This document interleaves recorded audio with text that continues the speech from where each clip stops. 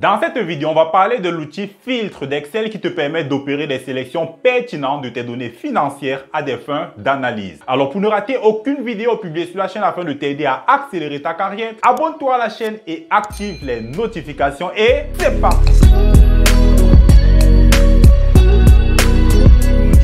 Des données de vente d'une entreprise sur une période et nous allons donc voir comment utiliser l'outil filtre sur ces données. Donc nous avons là les dates de transaction, on a le code client, le nom, le canal de vente, la description du produit, les quantités vendues et puis les ventes en valeur. Donc comment est-ce que vous obtenez l'outil filtre? C'est pas bien compliqué. Il existe plusieurs méthodes sur Excel pour faire ça. On va voir 3 méthodes précisément. La première, c'est de venir sur le menu données. Ensuite, vous allez choisir filtrer tout simplement et vous allez voir que sur chacune de vos entêtes, il y a un filtre qui apparaît et qui permet bien entendu de faire une sélection de données, n'est-ce pas? Il y a également une deuxième possibilité. Déjà, pour enlever le filtre à ce niveau, on peut toujours revenir au même endroit et cliquer sur le même icône et puis nous avons le filtre qui disparaît, n'est-ce pas, de ces différentes entêtes. Donc la deuxième possibilité, c'est de venir sur le menu accueil. Ensuite, vous allez choisir ici l'option de filtre. Donc si vous cliquez dessus, vous allez voir que le filtre également apparaît. Donc on va enlever ça. Et puis la troisième possibilité, moi je trouve que c'est une excellente manière de procéder puisque ça permet d'y aller beaucoup plus rapidement. C'est d'utiliser le raccourci Excel. Donc le raccourci c'est quoi? Ce sera CTRL-SHIFT-L. On y va tous ensemble, CTRL-SHIFT-L. Et là, nous avons effectivement le filtre sur nos entêtes. Pour enlever, c'est la même chose, CTRL-SHIFT-L. Et vous voyez que ces différents filtres ont tout simplement disparu. On va donc revenir en arrière en apposant, en ajoutant ces filtres. On va voir qu'on peut donc opérer des sélections qui sont tout simplement manuelles. Par exemple, si je viens sur la colonne du canal de vente, j'ai la possibilité en cliquant ici de voir les différents canaux existants et de pouvoir comme cela sélectionner manuellement ceux qui m'intéressent. Donc je vais venir désélectionner en décochant sélectionner tout et en sélectionnant manuellement par exemple le canal détaillant et puis le canal prestige. Et on peut voir que c'est uniquement ceux-là qui vont s'afficher dans mon tableau. On peut d'ailleurs remarquer ici que en bleu vont s'afficher ici les noms des lignes qui apparaissent, sachant que les autres numéros de lignes sont tout simplement masqués. Je vais enlever la sélection que je viens de faire en venant ici effacer le filtre de canal de vente.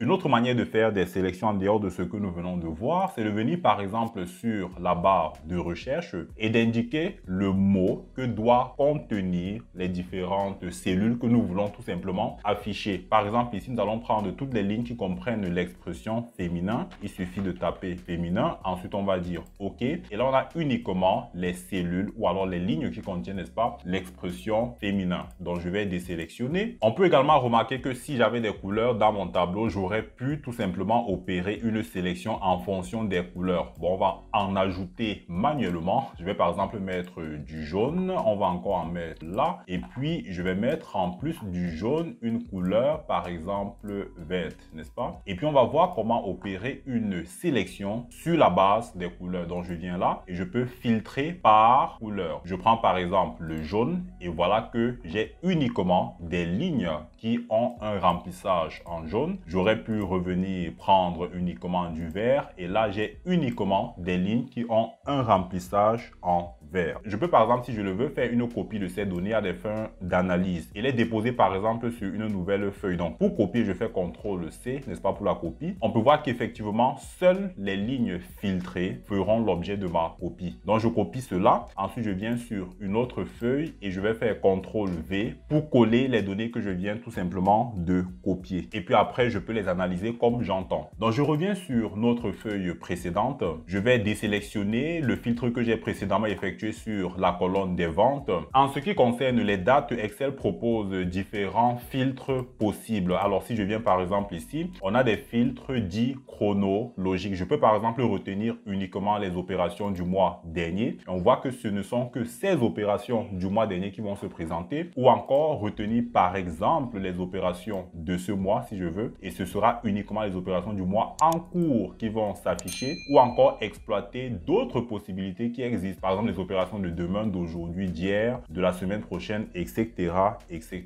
Je peux même, si je veux, prendre des opérations qui vont se situer dans un intervalle de date. Et par exemple, venir ici retenir l'option entre. On va voir que j'ai la possibilité d'indiquer deux dates qui vont définir l'intervalle pour lequel je souhaiterais avoir mes données. Donc, postérieur ou égal au. Je vais par exemple retenir la date du 1er mars, n'est-ce pas? Ensuite, antérieur ou égal au. Donc, on peut voir que la seconde date que je vais positionner ici va me définir tout simplement la date fin pour laquelle je souhaiterais avoir mes données. Donc, on va par exemple retenir ici la date du 31 mars. Vous voyez, c'est intéressant vraiment cet outil calendrier qui me permet très facilement de sélectionner une date qui m'intéresse. Vous allez également remarquer que pour la condition, je prends et afin qu'il ne me retienne que des données qui vont se situer entre ces deux dates. Donc, je clique OK. Et puis là, on a uniquement des données qui vont se présenter sur l'intervalle que je viens de définir. Bon, je vais donc désélectionner ça. Voyez-vous, on peut également utiliser la condition ou afin de sélectionner nos données, bien entendu avec notre outil filtre. C'est-à-dire que je pourrais par exemple soit afficher les descriptions de produits qui contiennent le mot talon, soit afficher les descriptions de produits qui contiennent le mot sac. Donc, on va voir cela ensemble. Donc, je viens ici, dans les filtres textuels, je prends contient et puis je vais dire, je veux uniquement des descriptions de produits qui contiennent le mot talon, a-t-on dit, n'est-ce pas? Ou, n'est-ce pas, contient, on va prendre un deuxième contient, soit cela contient le mot sac,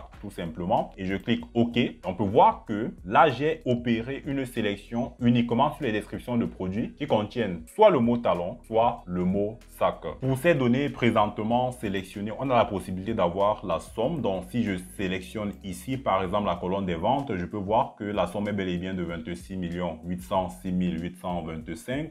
Sauf que je ne voudrais pas que l'afficher. Il serait intéressant de calculer cela. Si je sollicite la fonction somme, quel sera le résultat? Donc, je double-clique pour activer la fonction somme et je sélectionne donc ces informations. Je ferme les parenthèses et puis, oups, il me donne plutôt 55 millions, soit une valeur différente de ce que j'ai ici. En réalité, ce qui se passe, c'est que cette somme ne sont pas que ces données que nous sommes en train de visualiser. Cette fonction somme également les données qui sont tout simplement masquées et qui correspondent à des lignes que nous ne voyons présentement pas. Du coup, je vous propose d'utiliser plutôt la fonction sous-total.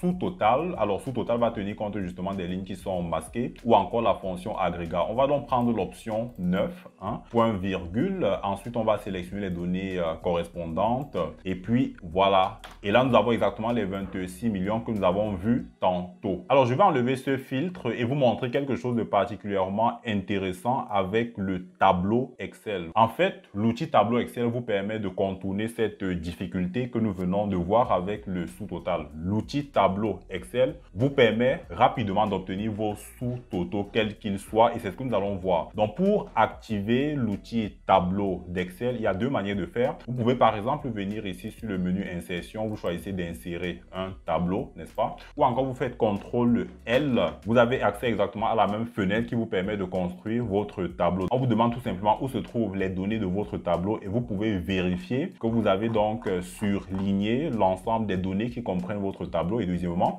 est-ce que le tableau comporte des en-têtes? Alors c'est bel et bien le cas. Donc on va valider OK. Et nous avons donc ici ce qu'on appelle un tableau Excel. Sauf que le design de ce tableau pourrait ne pas vous plaire, auquel cas vous venez ici et vous allez donc effacer le design et vous retrouvez exactement la présentation que vous aviez tantôt. Mais il reste que nous sommes ici en présence d'un tableau Excel qui a par exemple des outils de tableau et qui a un nom. Donc le nom par défaut ici qu'Excel a trouvé, c'est tableau 3, mais ce nom est complètement modifiable et peut être utilisé dans des formules, dans des fonctions que vous allez utiliser dans votre fichier Excel. Donc ce qui est intéressant avec le tableau, c'est que vous avez la possibilité d'ajouter une ligne de totaux et cette ligne de totaux peut être convertie en moyenne, en maximum, minimum, etc. Mais nous on reste sur la somme. Si vous faites une sélection à travers l'outil filtre, eh bien ces sous-totaux vont s'adapter automatiquement et vous avez là un sous-total qui correspond exactement à celui qui a été obtenu par la formule sous-total. Donc je vous conseille d'utiliser régulièrement des tableaux Excel parce que c'est un outil assez dynamique pour prendre en compte par exemple des compléments, des ajouts, des modifications de données. Et si vous avez par exemple un tableau croisé dynamique ou alors une fonction qui utilise une référence de votre tableau, ce sera directement mis à jour. Merci encore d'avoir regardé cette vidéo jusqu'à la fin. J'espère qu'elle t'a plu. Pour aller aller plus loin, je te propose de regarder la vidéo les filtres avancés d'Excel en cliquant sur ce lien, les filtres avancés d'Excel, afin de parfaire ta connaissance des filtres. Si tu n'es pas encore abonné à la chaîne, qu'est-ce que tu attends? Abonne-toi à la chaîne, active les notifications afin de ne rater aucune vidéo publiée sur la chaîne vidéo.